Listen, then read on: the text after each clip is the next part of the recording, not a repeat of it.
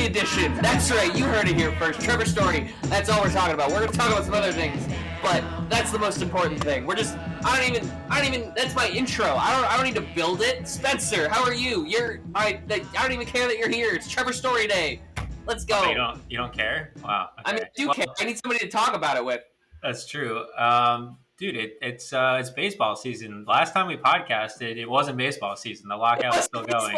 It literally broke the next day. So now we have baseball. Not only do we have baseball, we have an undefeated Red Sox team right now. Doesn't matter that it's spring training. Haven't lost. And we got Trevor Story. So let's fucking go. It's time. It's just like, it's awesome. Like you said, like it's it's funny because like you can go from like the doom and gloom of like 2 weeks ago of like, I don't know if there's gonna be season, what's gonna happen, like, oh, it's crazy, on the cusp, and like now it's like it's March 22nd. So what? That makes us about a little more than 2 weeks away from opening day. So we'll probably podcast like 2 more times, and then we'll have opening day. I just like, and you know what? Like it's crazy because, we also haven't talked since the flurry of like free agency, which everyone thought was going to happen. So much has happened. So much. Right, but it's crazy. So all right, but we got to talk. We'll talk about the other stuff. There's a lot to talk about, but we'll start with Trevor Story first and foremost. How significant, and it's funny because I know I was against it when we were talking about it in the offseason in terms of all the guys. I know this was what you wanted. So I'm going to obviously let you lead off. I'm not going to say that you were right, but you did seem to make a fairly reasonable call. So how do you feel about this deal? Like, I'd love to take a victory lap here, and I will, but I feel like neither of us was, like, really banging the drum for Trevor Story. Like, we talked about a lot of guys, and we had a whole podcast where we talked about under the radar guys that we wanted.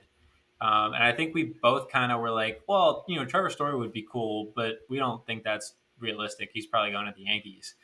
And then, I don't know, once we got back from the lockout, just kind of evaluating who was left out there, I was like, fuck it, let's go get Trevor Story. Like, obviously Carlos Correa is the better player, but I hate his attitude, and like that would bother me rooting for him. Yes. So I was like, let's get Trevor Story. I also wanted to say a Suzuki. So that was kind of sad. But yeah, I mean, Trevor Story just fits this team so well. And he would fit it better if he was starting shortstop. But reading, I think it was Dan Zimborski wrote the piece for Fangraphs. And he was saying, it might not have been Dan Zimborski, I'm sorry to whoever did actually write it. It's not him. But he basically said that the difference in Trevor Story playing second rather than shifting Bogarts to second was 3 runs. Like 3 runs in the whole season. Not 3 wins, 3 runs. So it really doesn't make that big of a difference because he's going to be a much better defender at second base than shortstop. And that's going to make up for that difference. And plus, you would think that having him at second makes life easier for Xander at short. He doesn't have to make as many plays to his left. So, he hits dingers. Like, he's going to pepper the green monster as like Manny did and like JD has. So, I mean, it's huge. It lengthens our lineup and it helps us keep up. Like, we, went to the ALCS last year. But since then, other teams are trying to catch up to us. The Blue Jays have made so many incredible moves. The Twins are making moves. The Yankees have made some moves. We can talk about them later. The Rays haven't made moves, but the Rays are always going to be good because they're the Rays. So it's huge. And I didn't expect this. I hoped for it, like you said, but I definitely didn't expect it until the day it happened. And I didn't believe it when Bob Nightingale announced it. So yeah, and it's funny because I feel like, different franchises have different, expectations and bars, obviously, like, because, nobody for the Pirates was expecting the Pirates to make any exciting, splashy moves. But for Boston, it's expected. And it felt like these last couple seasons, I mean, you saw it on Red Sox Twitter, everyone's calling Heimblum a cheapskate. Everyone's saying, he's never going to spend. What I like about what Heimblum does is I feel like he waits for the move. And he was waiting for the market to kind of flesh out and to get a deal. He's not going to overpay for anybody. He's going to get what he thinks is value and for what's going to fit. It like you said, it's maybe not the perfect fit, but like you said, you can slide him in at second base. And then, I mean, the thing to me is just the lineup. You're going to have Fangraphs is projecting at 2, 3, 4, 5 it to go Devers, Bogarts, JD, Story. That's ridiculous. That's a scary middle of the lineup, and obviously the significant part of that is when you have another guy who's an all-star and the best player on any team by themselves, any of those three guys would go be the best player on a lot of teams in baseball. And now you can't pitch around Rafi Devers because Bogarts is coming up. You can't pitch around Bogarts because then you got JD coming up, and then and it's just, and then all of a sudden you have Kike batting in the leadoff spot, and if he can replicate what he did at the back half of last year from the leadoff spot, I mean that's a lot of runs, and that like you said, defensive question marks aside, you're not as worried because this was the team that had the most comeback wins in baseball last year, and they're going to be able to do more of that because they can score runs at any time. Yeah, the middle of the lineup is crazy now. It's ridiculous. And yeah, I mean, it was getting down to it. He and Michael Conforto were like the last free agents left on the board that were like, these are actually good players. And Conforto has a lot sketchier history than Trevor Story does. So it kind of got to the point where it's like, okay, Heim, like this, you got to make this move, or we do nothing while the Blue Jays are loading up, and you have the Yankees and the Rays. So I was surprised that Bloom actually did it. I don't know if he felt the pressure. I don't know if ownership came in a little bit here and said, we see other teams making moves, we got to make a move. I hope that's not the case. I hope they let him do his thing. And it's a reasonable contract. It's $23 million a year. It's not going to kill you. It's the Red Sox. Like we should be able to sign whoever we want. There's so much money coming off the books next year and for the next few years after that. So, we said at the beginning of the offseason that there was room to add big contracts this offseason. You got JD coming off and Nate, possibly Bogarts. And that's another thing is that this gives us insurance if Bogarts leaves after the season. So, yeah, the only thing that worries me, there's one thing that worries me. That's his elbow last year. I don't know if you've seen that. He basically played through an elbow injury that, he took, I don't know, like a week off, and then he came back and he was like, no, I'm good. And he didn't seem good. So I hope that that's healed over the offseason. He didn't have surgery, so I hope that that's not a recurring thing, Yeah. It's interesting because, obviously since analytics has come in, I feel like teams do a lot of homework on injuries, it's like you're taking calculated risks. And so I'd like to, it'll be interesting to see because obviously, we see the Chris Sale deal so far for what it's been and his injury problems, and obviously things could his change fucking broken rib, man, pisses me off. I mean, it's just like rib cartilage. Yeah. Listen, I didn't even break a whole rib. Homie's such a skinny motherfucker. All it takes is for him to throw and break a rib. Like, damn, like. Yeah. But fragile, skinny ass. And I mean, listen, we'll talk about the rotation in a minute because that's definitely going to be a discussion. I feel like that's more of the thing to talk about going into the season than the lineup. But with this Trevor Story deal, right? All right, this is like, I feel like the big thing because you mentioned it. The Toronto Blue Jays are going for it. And if I were a betting man, which I am, I would bet for them to win the AL East right now. Obviously, the AL East is going to be tough. I probably wouldn't bet the AL East. That just fucking scares the shit out of me. They're going to beat the fuck out of each other. But where does this put the Red Sox in the AL East? Because obviously, I think the Blue Jays are still one. But, where do you see them in terms of... I would put the Yankees at 4. But I'm not quite sure... You can't ever put out the Rays. And I feel like the Rays are still the 2 in that division. Yeah, I mean, the Rays, like you said, you can never count them out. And they're always going to do better than the projections say, because they know how to manage their roster through a season. So, I mean, Shane Baz just got hurt, and I don't know who's going to start games for the Rays. I mean, I guess you never know who's going to start games for the Rays, but that makes me knock them down a little bit. The Yankees suck, so they're definitely 4. And I had the Blue Jays 1 before the Trevor Story signing, and I probably still have them 1.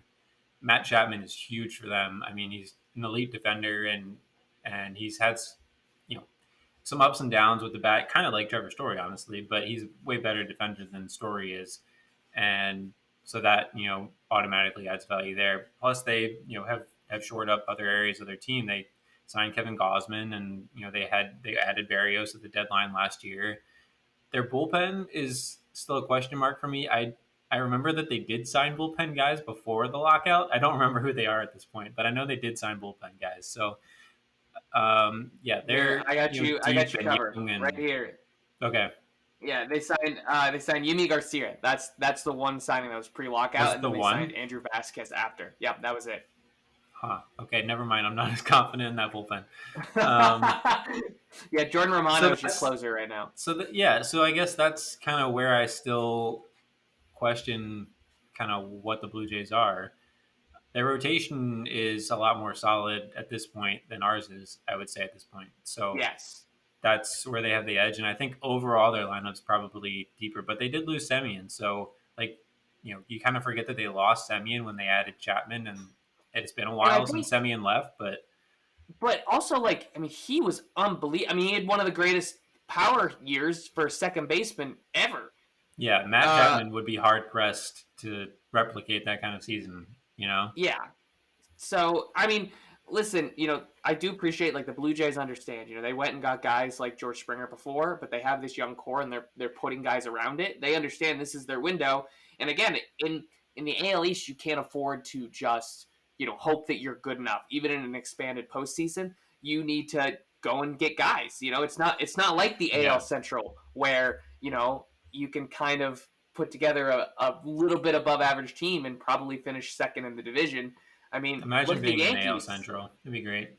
It would be. I mean, it's funny because I look at the Twins, and I know the Twins made a lot of moves, but the Twins only made a lot of moves because that division's just. I mean, it's the White Sox right now. That's it. I mean, I know that the Tigers are also out there going for it, but the Guardians aren't really. How's Shane Bieber going to be when he comes back? Yeah. So it's just, I mean, it'll be fun. What's cool about it is, we're gonna all year. It'll be like last year when we were talking about, the Red Sox are winning. Or I'm gonna get too excited and say, they're destined to win the division, and you're gonna be like, settle down. The Rays are still the Rays, and the Blue Jays are scoring 25 runs per game. But don't worry, we're better than the Orioles and the Yankees because the Yankees are a mess. I would be more inclined to believe in this team being in first place this year than I was last year. Yeah. Because I don't know. Maybe we'll get to June and the Rays look like a fucking steamroller again. That's probably going to happen. But I have the right to change my mind at that point. But I mean, I feel that this team is more solid. That there's more you can bet on this year than last year. Yes. No. Last year was fun because I felt like you had a lot of guys that came up that you didn't expect to be really great. You had stretches of Christian Arroyo being really fun. You had Jose Iglesias in September. But Hunter Renfroe, he was really fucking good. I'm gonna miss that guy. I'm gonna miss the fuck out of that guy. Yeah, dude. Can we talk about our outfield for a second? Who's playing right field? Hold on. Jackie? Let me. Yeah. Jackie Bradley Jr. Yep. The guy with a 500 something OPS last year. Yep. So the outfield right now will be Kike in center, Verdugo in left, and Jackie Bradley, who as of right now projected by Fangraphs will platoon with non-roster invite, so not even really officially on the roster yet. Rob Refsnyder. Oh, please God, no. Oh God, no! That's what I mean. Listen, that's what Fangraphs has. So I, this isn't me. This is I'm trying to see. I really hope Jarren Duran's good this year, dude. I really hope he takes that job. I'm really. You gotta hope so. If it's not Jarren Duran, then it is Jackie, and that. Yep. I mean, I love Jackie. Don't get me wrong, but I don't love current day Jackie. You're forgetting one guy who's still in the minor league system. Franchy Cordero. Oh fuck. Oh my God. Don't forget his one home run last year. Yep, where he just smacked the shit out of the ball. Yep, he Hold ran on. into one. Let's hold on. Jaron Duran. He is. I know it's only been 5 spring training games and about 9 at bats, but he is 4 for 9 in spring training so far. Oh Jaron hell Duran. yeah! That means he's And if going to you're be a stud. That's there, what we that go. And if means. you're wondering, Jeter Downs is 1 for 8. That's a 125 average. That sounds about right. Hot start. Hot start for Jeter Downs. Yeah. But Yeah, listen, he's our infield depth. That's kind of scary. yeah. So, all right, this is actually a good transition. We'll talk about we're in spring training, obviously this condensed whatever. You're not. It's interesting because obviously there's different things you're gonna want to see. You're gonna want to see is Jarren Duran going to be that guy? Are we going to have him come up initially? Or are you going to see how Jackie Bradley? Are you going to try and maybe go with Rob Refsnyder? Are you going to say, hey, listen, we're in on you, Jarren Duran. We like what we see so far. Same with pitching. You have with Chris Sale hurt, you have a couple guys that potentially are trying to make their case for the 5th starter spot. You've seen Michael Wacha's name come up as a guy who seems to want to, have that redemption and get another shot. And Boston seems to like what they've seen from him so far. There's also Garrett Whitlock, who Boston's going to try and stretch out, do different things with this year, potentially get into a starter role. Same with Tanner Houck. You saw him getting starts, but they weren't very long. You were going to get him cut off after 5 innings. He had that no hitter at the end of the season against Washington last year. So just give me your what are you looking for right now going into spring training and seeing all these guys? What's your number one storyline? I got to tell you, Sam, I'm a little bit scared about the rotation. I'm a little bit scared. I Little mean, I bit. don't think Chris Sale's going to be out that long. It sounds like No. he shouldn't be. I mean, it's At not least his the arm first that's couple hurt. weeks of the season. Yeah. And, Nate was nails last year, and he's healthy so far, so that's good. Nick Pivetta threw, like 3 perfect innings or something like that in his first start. So I'm excited for him. And, yeah, I mean, Houck is really intriguing to me. I hope that he can grow off of what he did last year. I think, he got better as last year went. There was so much going on for him last year. He was going up and down. You remember him being optioned like so many times. And Yep. every time Alex Cora was like, oh, he'll come back. And it's like, dude, can you let him stay up for a little bit? And then you have some question marks. So I guess, those question marks are probably Michael Wacha and Rich Hill. Rich Hill, that's the one I forgot. Yep. Not particularly excited about either of those. I mean, I think Michael Wacha had some interesting peripherals last year, like his FIP and stuff like that. So he might be somebody that the Red Sox can experiment with, Yeah. And they did some of that last year with Houck and with Whitlock and Adam Ottavino last year. So I think that has potential to be interesting. I hope he's not the next Garrett Richards. That would suck. And then I think I'd rather leave Whitlock where he is right now in the bullpen. He was so good last year. You don't want to fuck that up. But maybe he can go more often than last year because he was really kind of handled with kid gloves last year. He was, held back to pitching every couple of days. So I guess we're rolling with Rich Hill and Michael Wacha to start out. It seems like Nate, Pivetta, and Houck are lined up for the Yankee series to start off. And yeah, I mean, Connor Siebold, I guess, is our guy waiting in the wings there. I haven't heard much about him. I don't think any of our pitchers are dead yet, so that's good. No. I mean, a lot of guys die this time of year, so we don't have any dead guys yet. No. And listen, I mean, that's good, especially considering, we went from the lockout where everyone's on their own to a shortened spring training. We saw it from the shortened 2020 season where it was a rash of injuries, and it was right from the get-go. It was a rash. I mean, obviously, it was a 60-game season. So, like you something said, we should also just take note of is we appreciate the Red Sox players for not getting in motorcycle accidents over the lockout. Listen, I consider the Padres, losers of the offseason because they seem to be in on all these guys they didn't get, but then also you lose Fernando Tatis for 3 months.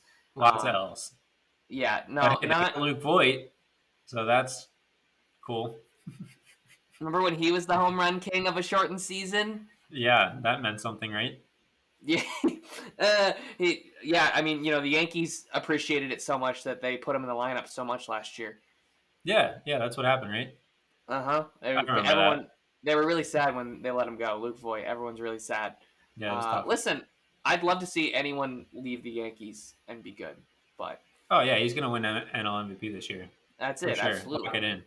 Him and Freddie Freeman just going head to head. Oh That's yeah. actually what I'm in on. You know, those Padres Dodgers games. You thought they were good last year. Just wait for Luke Voigt versus Freddie Freeman. Get ready on the MLB But all Network right, promos. that listen, it writes itself. You don't even need a promo. It's just there. Like, Yeah. come on.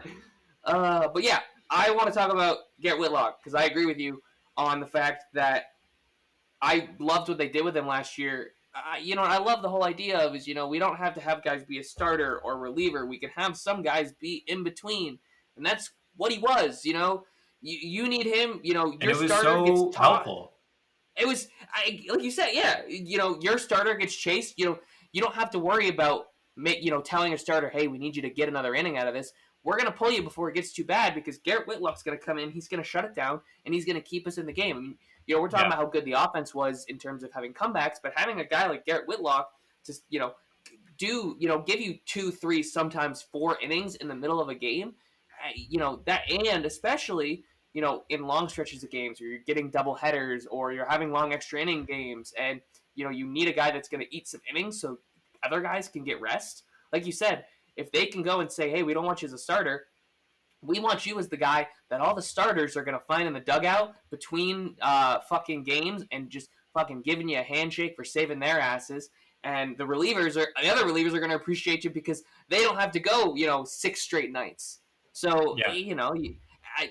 it just, to me, and it's like, to find those guys is so hard. Find guys that can come in the middle of a game, not go through the whole warm up, see guys through the lineup multiple times, and be able to do what he did and to do it so well. I mean, he had an ERA below 2 in outings that were longer than an inning, which was the best in baseball. Nobody could do what Garrett Whitlock did. That's the thing, is that he was so good at it, and it's Mm-hmm. not easy to find a guy that can do that role that well. So when you Exactly. have it, I don't know that you want to give it up like that. No. But you know what one thing could help us at this time when our rotation's kind of thin, Sam? And what's that? If we had a guy named Eduardo Rodriguez, wouldn't that make you feel a little bit more secure in our rotation right now? That guy. I would. Yeah. I would, in fact, very much like that guy. I mean, I'm all hyped for Trevor Story right now, but I am still not forgiving Heim for letting Erod go. It's not forgiven yet. Letting him go for, Yeah. like that is an important. If thing we to were talk going to about. go over the CBT threshold anyway, Yes. Yes. And that's a good point, and that's a very interesting storyline to follow. Not only for the Boston Red Sox and how they'll do without Eduardo Rodriguez, but how Eduardo Rodriguez does. Because obviously, oh yeah, 100%. watching him being successful, you're gonna just feel that much fucking worse about not keeping him. Because again, the guys that they signed to replace him in the rotation are Michael Wacha, Rich Hill, and then a guy we won't see till the mid to end of the year in James Paxton. Oh yeah, I forget about him too. I know, and we're gonna constantly forget about him until we start hearing. And it's not gonna be like a Chris Sale where you're gonna constantly hearing about rehab. It's gonna be like Nesson will give you like a mention on like a slow night, and you'll be like, James Paxton. But we have him.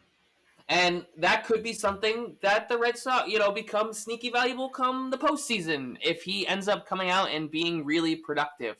But like you said, we're not really worried about that at this moment. We're worried about what this rotation is going to look like. And, it's interesting because obviously it was a concern, but it's an even more pressing concern starting the season without Chris Sale because it gives you that first taste of, okay, this is what happens in a 162-game season is that injuries happen. And the Red Sox don't really have, there's not a lot of depth in that rotation unless you can get all of these guys to contribute. And I don't know how I feel about a, 42-year-old Rich Hill contributing all year. And part of me feels like that's why you go and get a bunch of those guys, why you get a Paxton, why you get a Rich Hill, is you almost feel like, all right, Rich Hill's going to be really good for the first half, and then he's going to wear down because he's 42, and then we're going to slide in Paxton. But that's a perfect world, right? That's a perfect world where James Paxton comes back and contributes, and that's a perfect world where Rich Hill, out of the gate at 42, can still contribute at a major league level. Yeah, and it's a tough look that they made Erod go out there every fifth day last year with that terrible defense behind him, where Mm-hmm. his FIP was excellent and his ERA was terrible because of bad defense. I mean, there's other Mm-hmm. reasons, but mostly because of bad defense. And Yep. then what does Heim do? Is he gets Jackie Bradley Jr. and Trevor Story and upgrades their Yep. defense and lets Erod Mm-hmm. go. That's a Yep. tough look. Yeah. Mm-hmm. Yeah. No, and So especially after what he did in the postseason last year, where he was awesome. He was great. He really helped carry the load and was very key in the Red Sox getting to the ALCS. he did, but he also jinxed us by tapping his wrist. So Yeah. Listen, it's fine because we at least we didn't go get Carlos Correa, who would have been doing the same shit. So who did do the same shit. I'm So glad we didn't get him. That would have been tough. now, so all right, but free agency as a whole, because I feel like obviously that was to me that was the biggest surprise was Carlos Correa going to Minnesota. Um, Yeah. I understand. I love the structure of the deal. I love the structure of betting on yourself, a high AAV opt out. So if you do better, you're gonna be able to go and get more money. But if you don't, you can still make your $32 million or whatever. That's fucking great for him, man. Good shit. Um, but who are your winners and losers of free agency? Um, Dodgers, big winners. Big winners. Um, That's like, yeah. yeah, I mean, getting Freeman added to that lineup is crazy. All it adds is money. They didn't have to give up prospects or anything like that. And it's weird. It seems like a weird situation that went down there with him and Atlanta, and just it seems like bad Hearing, communication yeah, was because going on there hearing because his it's side almost of like it, the Braves either offer just as much, if not more, basically money than the Dodgers did. If it was, it was shorter years, but the same amount of money. That just seems confusing to me. But yeah, the Dodgers and sneaky win of the offseason. Well, actually, I don't know. It's probably not even that sneaky. The Mariners, they got so much better. They got Robbie Ray before, and they got Adam Frazier, and then they made a big move. Jerry Dipoto woke up ready to transact, and he transacted, and he got Jesse Winker and Eugenio Suarez. I think that's how you pronounce his first you name. nailed it. Yep, you nailed it. Oh Good yeah. job. So, and he's definitely due for a bounce back. He can't be worse than he was the last 2 years. Is kind No. of how I look at it. But Jesse Winker's a stud.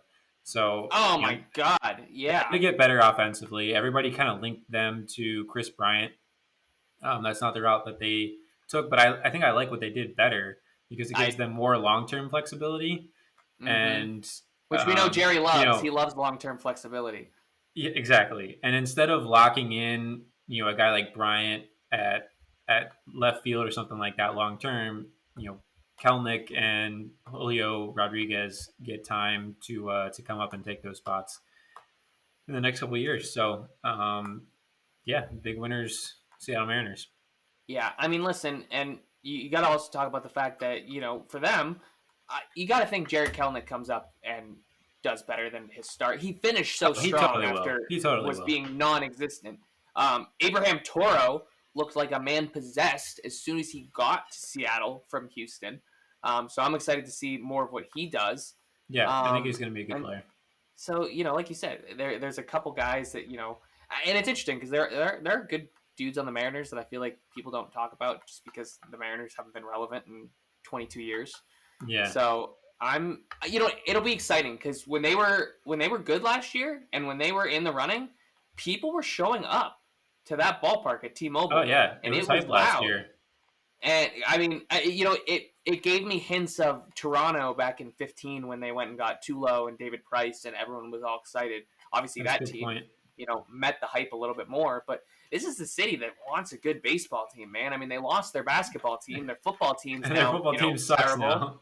So it's Yeah. like, this is a perfect time for Seattle to go and be great. And they've always loved that team, man. I mean, watching, Felix Hernandez's last game. I mean, these are it's a good fan base. So part of me, I did. I mean, in my perfect world last year, the Yankees would have missed the playoffs and the Mariners would have slid in that last spot. And even if we knocked them in the wild card game, I would have been like, good for Seattle. They would have had something. Yeah. Yeah, I But mean, you can't hate the Mariners. You can't hate them. No, yeah, because They haven't made the playoffs in so long, no, and you'd much rather them make the playoffs than the Astros. yep, The hmm only other thing that you'd want out of that division is to see Otani and Trout in the playoffs together. yep, So, and that's it. So, there's but room for that. We can knock the Yankees out of the playoffs, and absolutely, the Rays, fuck them. They had their chance. So, yeah. give us the Blue Jays, the Sox, the White Sox, the Mariners, and is there one more? The Angels, and who else? How many Okay, did you name? let the Rays back in, I guess. Fuck it. Yeah, there you go. The Rays are at least interesting, right? Because we Yeah, got to keep remembering there's an extra playoff spot this year. yeah, that's gonna be. I mean, Hate it'll be that. good. Yeah. Yeah. I Listen. mean, it's good for us. Like, let's be real, Yeah. it's good for us. But Oh, in the AL East, yeah, yeah, you're gonna feel a lot more comfortable when maybe you have a bad stretch than you would have previously. I mean, definitely, it bumps your odds notably when it happens. So, but definitely. all right. So another team that I actually really like what they did, and it's because it was kind of a hybrid of what they did last year. But the Giants, and I think Okay, I yeah. love Farhan Zaidi. Obviously, big signing going to get Carlos Rodon, but I like that deal because it's a 2-year deal, 2 years, Oh, it was a $44 great million deal dollars. Yeah, for 2 years. Yeah, and yeah, absolutely. You keep Brandon Belt, who was the team's fake designated captain last year. That's he was great. I mean, he had a career year. I don't he won't replicate that obviously. no, It'd be great if he did, but he's a great clubhouse guy, so it's absolutely worth keeping him on a 1-year qualifying offer deal. Great, he wanted to be there too. They went and brought back DeSclafani. They brought back Alex Wood. They bring in Alex Cobb from the Angels, and then they go get Carlos Martinez and Jacob Junis. They love bringing in those such cheap good pitchers. under the radar moves, dude. Like Carlos Yeah, Martinez, I would have loved to see him come to the Red on a Sox, on a minor probably league more deal. than Waka and Rich Hill, probably. Yeah, I mean the fact He that used to again, be so good. yeah, and so for the Giants, it's the whole idea of, and that's how they found success last year was they got all these cheap Matt Boyd, they 1 got year, Matt 2 year Boyd deals. too. Yes, on a 1 year, $5 million deal like that. I mean, I remember at Jock the what Peterson. was it? Yeah, which is great. Jock Peterson, he's the ultimate platoon guy, but he comes in and he'll go mash when you need him to mash. That's I love how so Zaidi's running that team right now, and absolutely. they're gonna get to the point where they're like the Dodgers. Like it's not there Yes. yet, and it's crazy No. that they were as good as they were last year. But Mm-hmm. that process, you can tell that it's there, that it's building like that. Yeah. I mean, I don't know No. who their prospects are really outside of Joey Bart, obviously, but Yeah. yeah, they're gonna spend that big money eventually. Like the Mookie Betts contract, the Freddie Freeman contract, they're gonna get to that point. Mm-hmm. Yeah. Which again, what's interesting is the NL West is gonna eventually start to shape up like the AL East is, and it's the same thing where these other teams are kind of learning how to manage how to go for it, and it makes it really exciting. I mean, because even though the Padres were an incredible disappointment last year, you got to think hopefully. I mean, I don't know. Now that you lost Tatis for 3 months, that kind of hurts you. That's But tough. you got to they're still going to be a team, especially again, an expanded playoff helps them immensely because of the fact that for them, if they can still hang around and be competitive, which they will be, I think they still have enough guys to go and be competitive. Mike Clevenger comes back this year. That'll be too interesting much to talent on that team for them to not be see. competitive. I mean, they were, because that's the thing is, you can look at last year, but last year was a letdown. I mean, there's so many guys that underperformed, and And got hurt. Tatis Yeah. struggled to stay healthy, and him and Machado were going at it in the dugout, but yeah, that'll be fun. And I mean, I think Bob Melvin adds a lot Oh there. my God! So, I didn't even think about that. That's their biggest free agent acquisition or trade honestly, or whatever you would call it. yeah. It was getting Bob. I mean, man, I'll tell you, does it fucking suck to be an Athletics fan? That's the Athletics and the Reds have to just be like, what the fuck happened? Like, bring back no baseball. That was better. At least you can trust Billy Bean to like make them competitive again, because that's what Yeah. he does. He just goes through Yeah. cycles like this. But the Reds, yikes! I mean, both of their trades were just terrible trades. Like the Sonny Gray trade, terrible trade, and so was the Winker trade. You have to hope that like Chase Petty becomes like Clayton Kershaw. But like you can't hope that. Like Yeah. yeah, exactly. That's And what you that's not a have to good hope. trade. But That's you're getting lucky, you know? that's a bad way to operate a baseball team. You know. Yeah. No. So But that's the Reds to a T, man. They just it seems like they just can't get out of their own way sometimes. Especially it's just it's it's their interesting. owner. Like he Yeah. sucks. Yeah. It's the Bobs, man. It's both Bobs in the NL Central don't want to win. Yeah. They're so effectively wild. Being effectively wild has come up with the term. I don't know if you've listened lately, but they've come up with the term nutting for a team that's selling off and Yep. like basically running their organization in a bad way is they're nutting. Yep. So take that as you will. Yeah, I mean, listen, I'm in a lot of group chats with a lot of Pirates fans, and O'Neal Cruz hit that home run to the moon the other day, and the most frequent comment I got was, "I can't wait to see him play for the Dodgers or the Yankees one day." And it's just like Yikes. you're like, oh, I mean, you're I would probably have more right. faith as a Pirates fan right now than a Reds fan. At Oh, least like absolutely. you can from the day Ben Sherrington has been general manager, you can see that every one of their moves has made sense. You It's a know? model, absolutely. Yeah. Yeah. So So can't say the same for the Reds. new. So all right. So we talked about our winners in free agency. Who are your losers of free agency? The New York Yankees would Yes. be one of them. Yes. They got Josh Donaldson. Whoop-de frickin' do. They also got Isaiah Kiner Falefa. Whoop-de frickin' do. They And you nailed that name re-signed too. Anthony Rizzo. Thank you. Also known as IKF, according to my Yankees fan friend. Scott. Everybody knows Scott. He's been on the podcast before. There you And go. yeah, they re-signed Anthony Rizzo. So big deal there. They the Yankees are operating like a small market team by trying to stay under the luxury tax and also basically saying we have a prospect coming in Anthony Volpe and we don't want to block him. But like that's not how the Yankees should operate. That's not how No. the Dodgers should operate or the Red Sox. If you have a great prospect, that's great. You'll find a way to put him in. When he Mm-hmm. forces his way to the major leagues, you will find a place to put him. That's how that works. You don't plan for it down the road like the Orioles would or like the Pirates would. Yep. You go and get the best free agent you can while you can get him. And Yep. what they should have done is they should have gone and gotten Carlos Correa or Corey Seager or Trevor Story. And so, that was part of the reason that the Trevor Story deal was great is because Yankee fans were kind of that was their last option. They were down to their Oh, last that was option, it. Yeah. and they didn't get him. So yeah, I mean, their rotation is still fine, I guess. I don't really know who they have behind Garrett Cole and Jameson Taillon. So their bullpen's fine. They're fine. Like the Yankees are fine, but they're not great. And they just kind of made moves to be good. And they have a bunch of like big old guys that Yep. are gonna get hurt. Like Yep. somebody's gonna get hurt, whether it's Donaldson who's been hurt, more times than he's not the last few years, or Aaron Judge, or Stanton, or DJ LeMahieu or something like that. Mm-hmm. It's gonna happen, and I don't see the depth behind those guys. So Well, and especially like that's the biggest question mark to me about basically swapping uh, Gio Urshela for Josh Donaldson is you basically went and got the older model, the 36-year-old model. yeah, And I when mean you're talking they're about definitely different types of players, but yeah, they're both. I don't know. Like I don't know how that makes you that much better.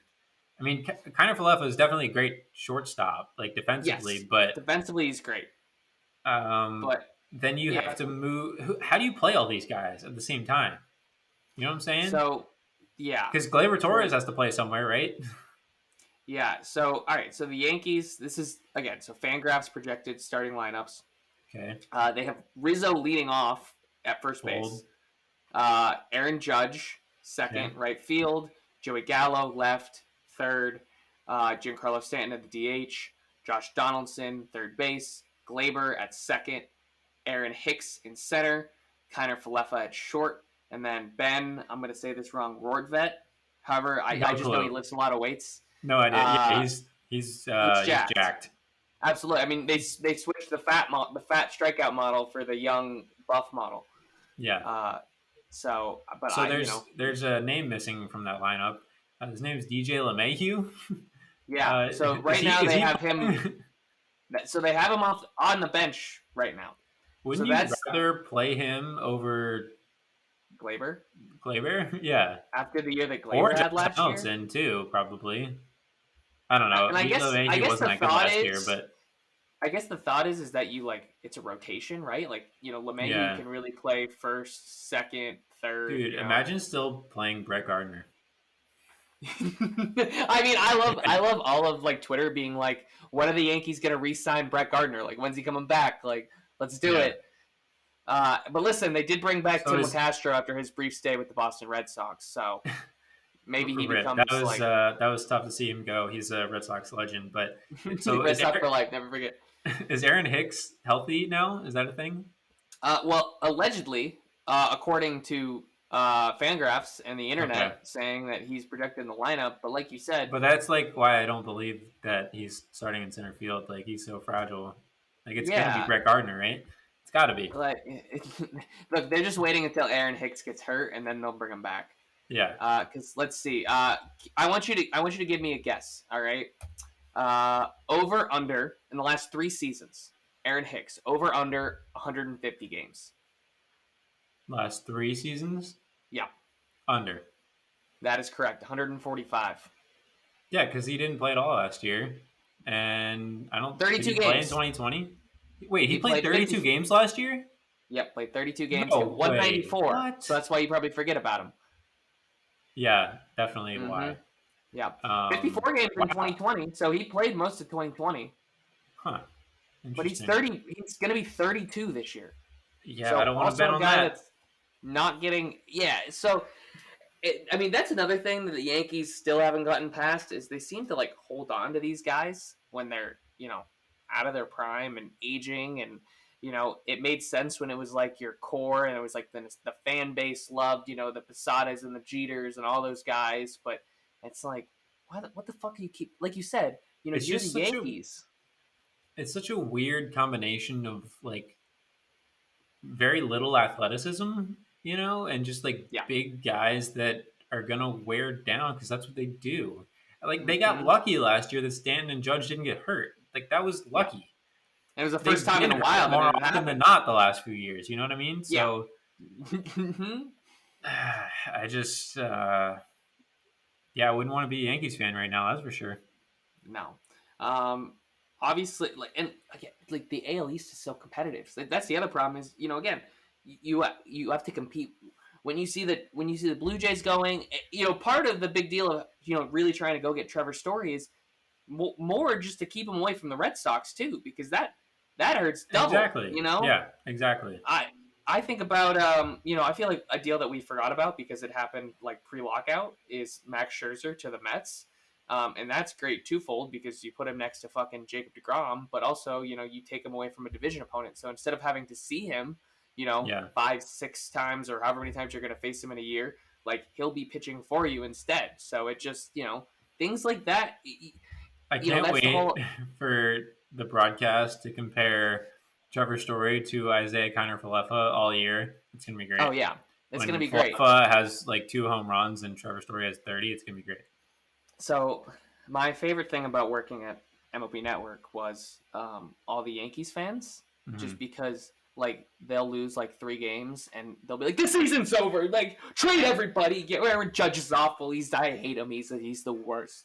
And like you're just like, relax. But this year, like when you're gonna be like, "Wow, Isaiah Kiner-Falefa's hitting 200. He's really good." Like Trevor Story's hitting 300. Like he's just mashed it off the green monster. Like, I'm just sad I'm not there because like I know that like on the day Trevor Story signed, as much as I was excited as a Red Sox fan, I was more excited, and it's because I'm an asshole, knowing that there were Yankees fans that were just so upset and like have already written off the season. Like they're barely better than the Orioles. Like this is awful. Like we might as well finish in last place. And I'm just like, good. I'm like, Yep. It's I gonna be great. love it. So, but yeah. All right. Well, we're gonna wrap up in a moment because you have a flight to catch in the morning, so we gotta let you get your beauty rest. I do. But Yeah, it's before important. I let you leave, Spencer, Mm-hmm. it's the Oscars this weekend, and I know you're Hell gonna be yeah, on it is. vacation, but I figure since you're the resident movie aficionado, I mean, we we're both gonna do are. some. I'll give you We credit both too. are. Yeah. Thanks, man. Yeah. We're probably gonna watch Coda after this, actually. So we got to get Oh, all our nice. watches in. Yeah. But rapid fire Oscar picks. Okay. I have 5 categories for you.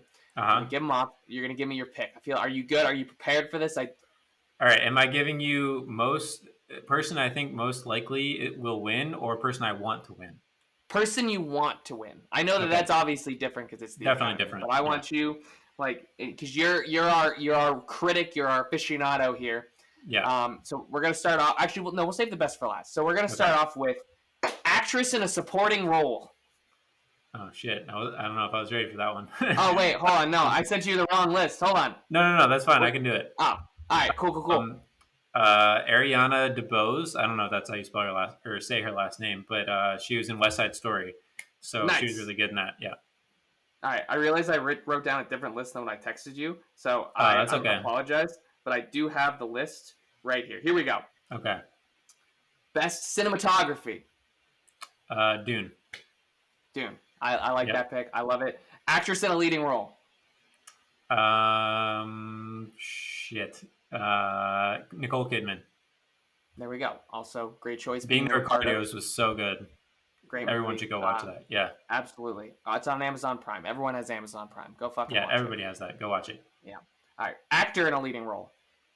Will Smith. Great. King Richard is so good. Awesome. Please go watch that movie. Haven't seen that one in a while. All right. Yeah. And I'm going to give you a fake drum roll, but saving the best for last. Who's winning Best Picture? Belfast. Boom. All right. You heard it here, folks. We don't know if it's going to happen. This is Spencer's picks. Remember, disclaimer. We'll put a nice disclaimer at the bottom. Just remember, it's not the right picks, but it is. So, yeah. Yeah, absolutely. But Oscars this weekend, tune in, and we'll see what happens. What's your best picture? My best picture is also Belfast. You saw it and you were like, you texted me and you were like, it's best picture. And I'm like, I don't know. Like, I don't know that, but like, I went and saw it and I was like, this is awesome. I love this. Yeah, like, so good. Yeah, absolutely. So, all right, that's it. I mean, that's it. That's best picture. I mean, there were a lot of good movies baseball podcast. Are you going to come on and get these Oscar picks? Like, you're not. Absolutely. This is why you come to Win.Pod.Repeat, is because we can bring varied cultural interests. Yeah, we're all about pop culture. Which, by the way, before we finish, I went and saw the Batman for a second time with Will. Okay. And let me tell you, the first time it does not feel like 3 hours. The second time, it most definitely feels like 3 hours. Okay, that's good to know. Will got out of the theater and he was like, "It didn't feel like 3 hours," and I was like, "Yeah, yeah, it did." Because like you know where you are in the movie. Because like you're like, oh, okay, we're like halfway through. You're like, because like it's a murder mystery, so you're kind of like you already know what happens. Yeah, I know what happens. Yeah, that's cool. Yeah. So I'm gonna go see it again soon. So there we go. Yeah, you'll have to give me your review. So you can give it to the people on here. So, but watch some movies, Oscars, baseball coming up, and we'll do this all again next week. Spencer will be fresh off his Utah vacation, so hopefully no broken bones. Yeah, listen, we already have Chris Sale on the injured list. We can't afford to have you on the injured list either. The good news is you only have to be able to stand in front of a webcam. So that's true too. The bar's a lot lower. But yeah. All right, folks, we will see you all next week.